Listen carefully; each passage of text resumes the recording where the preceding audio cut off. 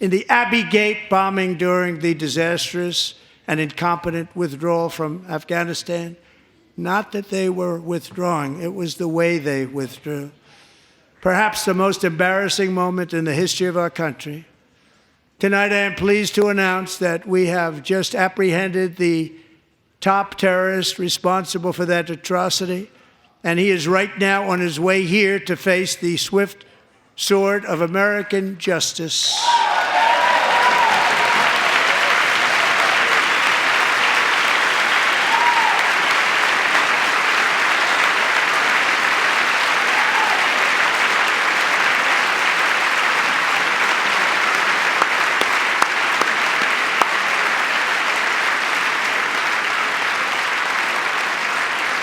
And I want to thank especially the government of Pakistan for helping arrest this monster.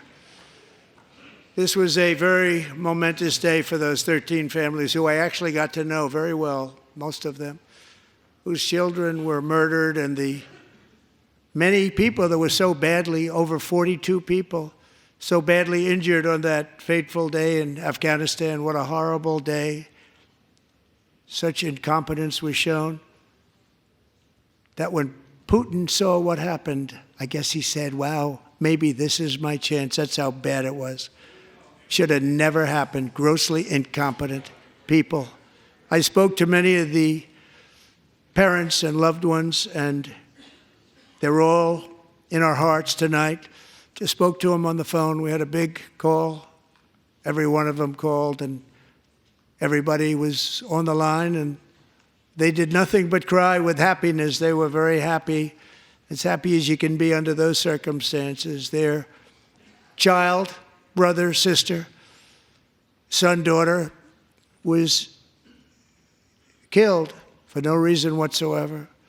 In the Middle East, we're bringing back our hostages from Gaza. In my first term, we achieved one of the most groundbreaking peace agreements in generations, the Abraham Accords.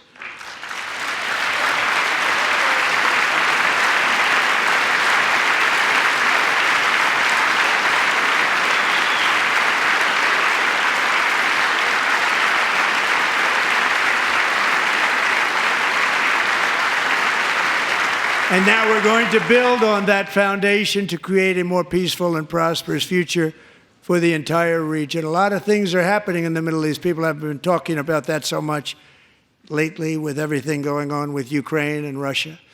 But a lot of things are happening in the Middle East. It's a rough neighborhood, actually. I'm also working tirelessly to end the savage conflict in Ukraine.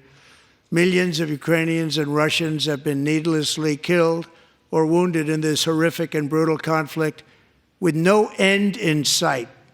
The United States has sent hundreds of billions of dollars to support Ukraine's defense with no security, with no anything.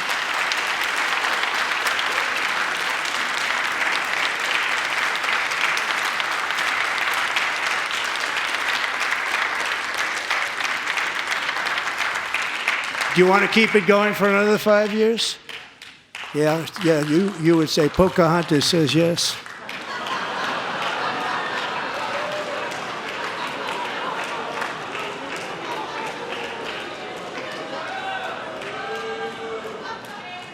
$2,000 people are being killed every single week. More than that. They're Russian young people. They're Ukrainian young people. They're not Americans. But I want it to stop. Meanwhile, Europe has sadly spent more money buying Russian oil and gas than they have spent on defending Ukraine, by far. Think of that. They've spent more buying Russian oil and gas than they have defending.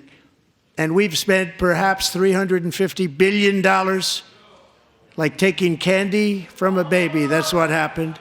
And they've spent $100 billion. What a difference that is. And we have an ocean separating us, and they don't. But we're getting along very well with them, and lots of good things are happening.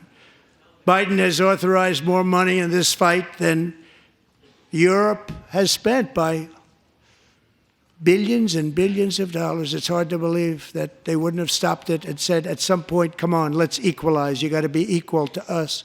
But that didn't happen. Earlier today, I received an important letter from President Zelensky of Ukraine.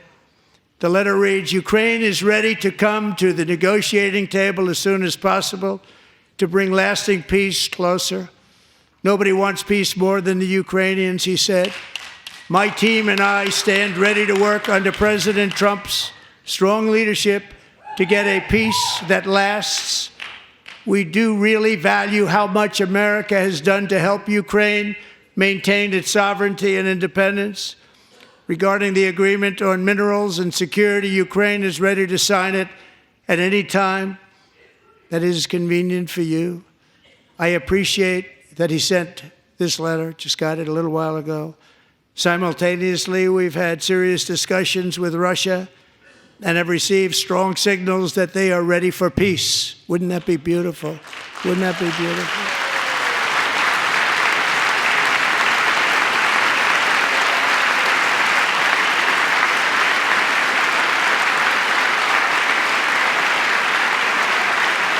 Wouldn't that be beautiful?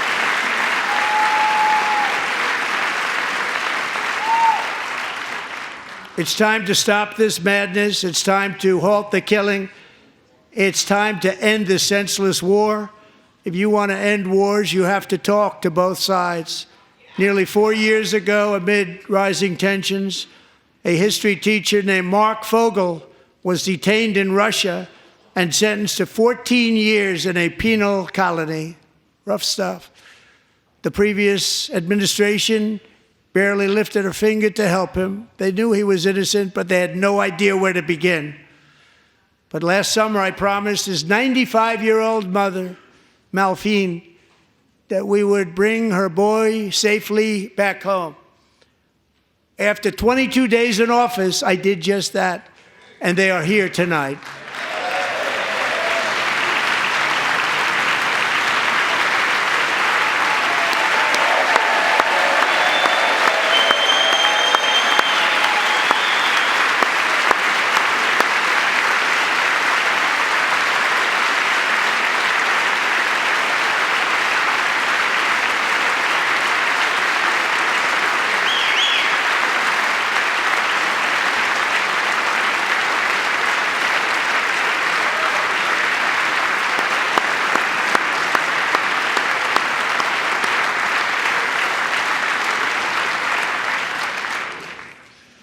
To Mark and his great mom, we are delighted to have you safe and sound and with us. As fate would have it, Mark Fogle was born in a small rural town in Butler, Pennsylvania. Have you heard of it? Where his mother has lived for the past 78 years. I just happened to go there last July 13th for a rally. That was not pleasant.